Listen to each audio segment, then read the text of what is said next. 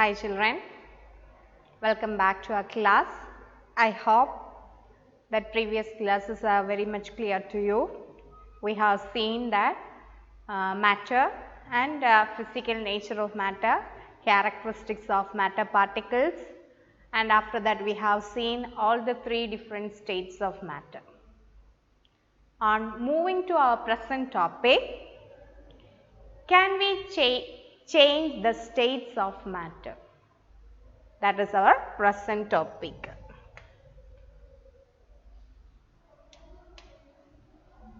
Can we change state of matter?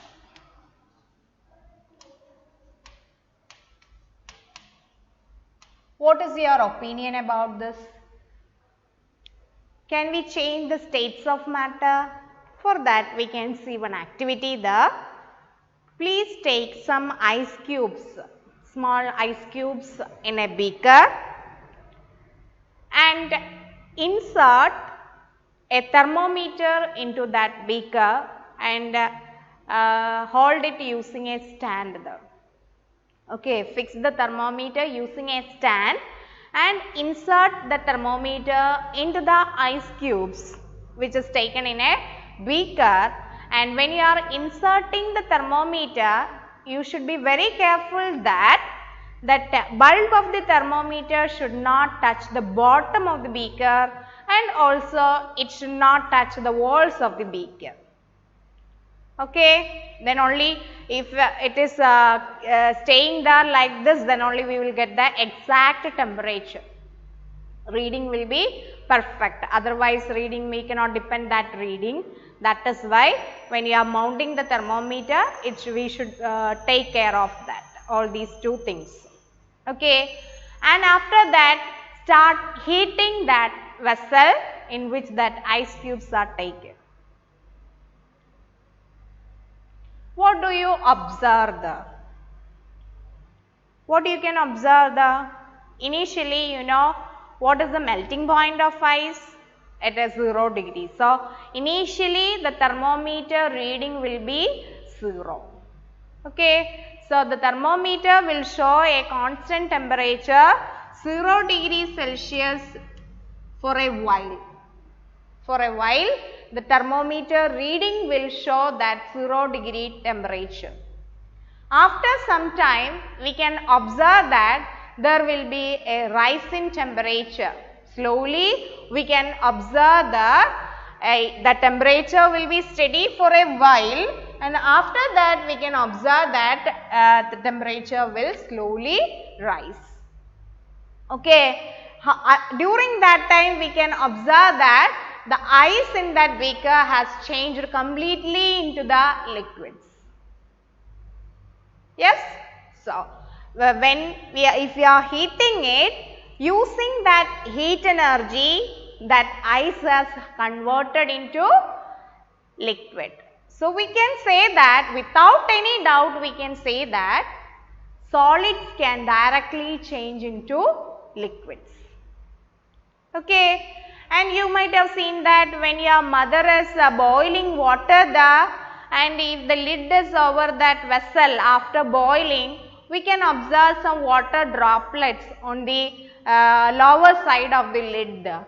So, that vapors are condensing there back to liquid water. You might have seen it, isn't it? Right. So, all these indicates that change of matter is possible there. Okay, we can change the states of matter there. How can we change the state of matter? That is my question. How can we change the state of matter? There are two possibilities to change the state of matter. First one is by changing the temperature.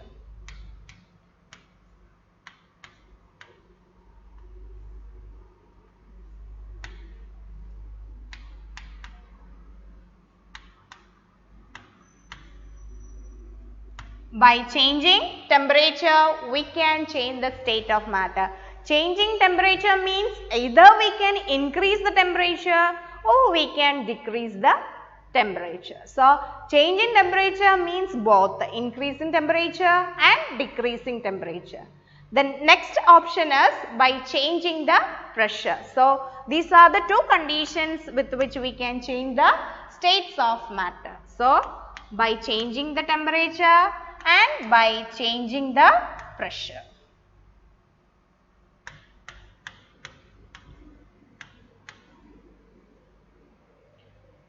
Okay, now we can move in detail how can we change the state of matter by changing the temperature. If we are changing the temperature, how can we change it? Okay, so for that we have to recollect that activity there again, in which we have melted that ice cubes to water by burning it by taking in a beaker. Okay. So, if we are considering that activity, there we can say that while heating, the temperature remained constant for a time. After that, we could observe the rise in temperature there. So, but that continuously we have given that heat energy, isn't it? Yes, we have given the heat energy initially from where we started, from the time of starting that experiment, isn't it? So, where does that heat energy gone there? If heat energy is provided there, definitely it should show the rise in temperature. But for a while we couldn't observe any rise in temperature there. Then where does that heat energy gone there? Yes, it is hidden there in that particles of solids. Particles of ice, and between the particles of water, that energy is hidden there. And for what that hidden energy is used there? And that hidden energy used to change the state of matter. We can see that during that activity, from the beginning itself we have given the heat energy there, and that by absorbing the heat energy, initially what happened there is, by absorbing the heat energy, the particles, by absorbing energy, particles overcome the force of attraction. In solid state, particles are very closely packed. So, kinetic energy will be minimum there. And after absorbing the heat energy, they could overcome the forces of attraction between the particles, and so the particle starts moving from their fixed position. That time they could overcome the forces of attraction and have changed into liquid state. So, for changing that liquid state, solid to liquid state, that heat energy is utilized. So, that hidden energy we are calling it as the latent heat. That hidden energy is known as latent heat. So, that heat energy is hidden in between the particles of solids and liquids, and that latent heat is used to overcome the forces of attraction between the particles and to change the state. Latent heat is used to change the state. Change the state. Okay. So, in this present situation, we are taking that solids, and by absorbing heat energy, that solids are converting into liquid state. So, here in our present example, the conversion is from solids to liquids, and during that conversion, when a solid is converting into liquid, during that the energy absorbed will be hidden there in that particles of solids and liquids there, and that hidden energy is used to completely change that solids into liquid state. After complete transformation of solid to liquid, then only there will be a rise in temperature, and we can observe, at that time only we can observe the increase in thermometer reading. Okay. Now, you understood why for a particular time interval the temperature remained constant as 0 degree Celsius? That is because during that time heat energy given is utilized to overcome the forces of attraction and to change the state. After completely changing the state from solid to liquid, then only there will be observed that temperature change in the thermometer as the thermometer reading. Okay. So, in this case solid to liquid change is happening, that change is known as fusion. Solid to liquid change is known as fusion, and that heat energy during that time, heat energy which is hidden there, latent heat is also known as hidden, that is hidden heat energy, and that hidden heat energy if it is in the transformation of solid to liquid, then it is known as latent heat of fusion. Latent heat of fusion.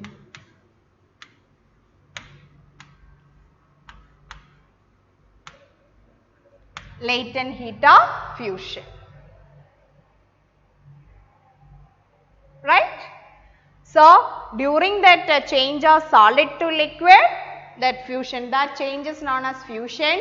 During that time, till that complete transformation of entire solid to liquid, during that time heat energy will be hidden there, and that is known as latent heat of fusion, and that latent heat of fusion is used for the change of solid to liquid state by overcoming the forces of attraction between them, between the particles. After that we could observe the change in temperature there. In the case of thermometer, reading is observed there at that time. Okay. So, here we can see that either the change of solid to liquid, either we can call it as fusion or we can call it as melting also. That is also normally we are calling it as melting, isn't it? So, either we can call that process as melting or that we can call that conversion of solid to liquid as fusion. And we know that melting point is for a particular solid material, isn't it? Yes. What is the melting point of ice? Yes, as you said, it is 0 degree Celsius. So, for the ice the melting point is 0 degree Celsius, that you know. What do you mean by melting point of a material? Can you define the melting point of a material? Yes. Melting point of a material is the temperature. It is a particular temperature at which a solid is changing into liquid state. Okay. And that is happening in the normal atmospheric pressure. Melting point of a solid is the temperature at which solid melts to become liquid at atmospheric pressure. Why we are telling that atmospheric pressure there? If there is a change in pressure, if you are decreasing or increasing the pressure, definitely that will change the melting point of a material. That is why normal pressure, that is atmospheric pressure, the temperature at which a solid starts melting into liquid, that is known as melting point. Okay. So, melting point of a material, it is the indication of the strength or force of attraction between the particles.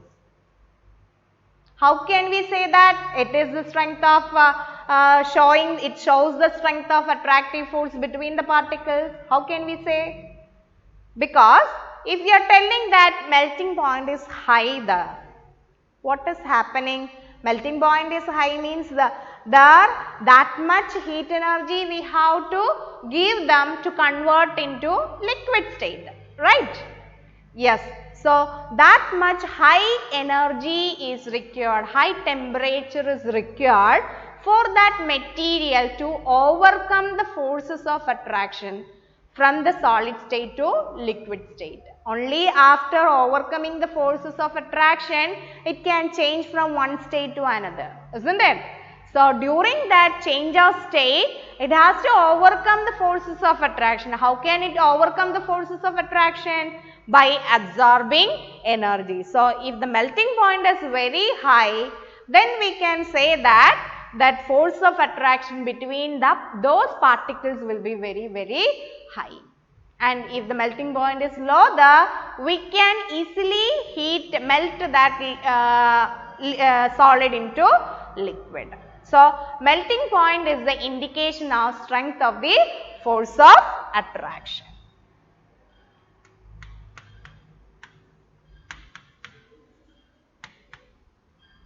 Indicates the strength of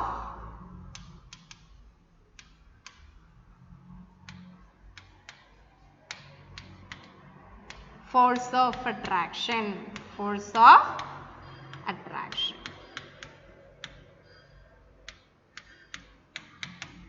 And we have studied the definition of melting point.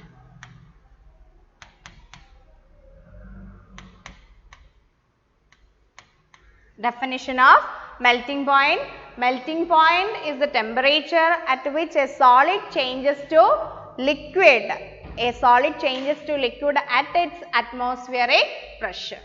And melting point indicates the strength of the force of attraction between the various solid particles. Even if there is all are different solid material, the force of attraction will vary. So, if the force of attraction is very high there, the melting point also will be very high. So, concluding this topic, we have seen that we can change the state of a matter by changing the temperature and by changing pressure. Pressure we can see later. First we are going to see how we can change that state of matter by changing the temperature. For that we have seen that melting of ice cubes by burning it by taking in a beaker, and a thermometer is also inserted there to observe the temperature changes. So, initially the thermometer will show a steady reading, that is 0 degrees Celsius, and after some time only it will show increase in temperature from 0. Why? During that time also we have given the heat energy there, but that heat energy is hidden, and that hidden heat energy is utilized to change the state of matter from solid to liquid by overcoming the forces of attraction. And that hidden energy is normally known as latent heat, and if it is a conversion of solid to liquid, that is known as latent heat of fusion. That is known as latent heat of fusion. And that process of conversion of solid to liquids are known as either melting or fusion. Okay, then we have seen that melting point, it is the temperature at which a solid starts melting into liquid at its atmospheric pressure. And melting point indicates the strength of force of attraction between the different particles of solids. If melting point is high, the force of attraction is also very high, and low melting point shows force of attraction is very less, and easily we can convert them into liquids. Okay, hope this much is clear to you. Thank you.